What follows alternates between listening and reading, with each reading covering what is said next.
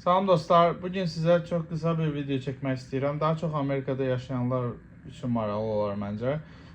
Hansı ki, çox insan YouTube Premium işlədir və bu YouTube Premiumun qiymət fərqlərini göstərmək istəyirəm. Çünki bunu da mən bir dostum vasitəsilə yeni kəşf eləmişəm. Sadəcə paylaşıram ki, sizin də məlumatınız olsun. Deməli, hər iki telefonda YouTube açıram. YouTube açdıqdan sonra giririk Get Premium. Bu Samsung'dur, bu iPhone'dur.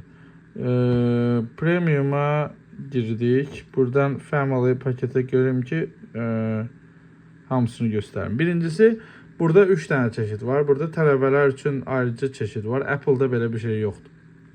Çünki Apple bunu təklif eləmir.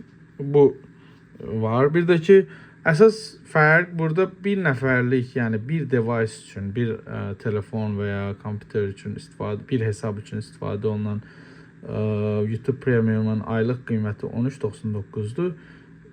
Burada isə 18.99'dur. Yəni iPhone'da 18.99. Mən bu YouTube Premium'u bəlkə bir 5-6 ildir işlədirəm və təsəvvür edin ki, hətta mən digərini istifadə edirəm, Family. 22.99'a YouTube Premium'un Family paketi Samsung telefonunda təklif olunur.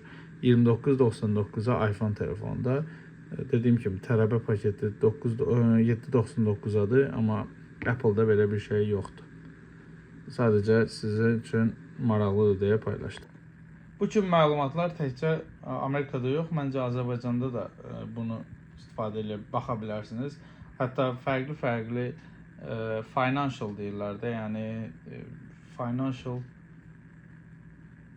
finans məsələləri ilə bağlı maraqlı videolar görmək istəyirsinizsə, vergi, yəni qanuni şəkildə vergini az ödəmək ilə bağlı, daha çox pul qazanmaq üçün hansı yolları istifadə eləmək olar. Bunlar sizin üçün maraqlıdırsa, videonu bəyənməyi və kanala abunə olmağı unutmayın.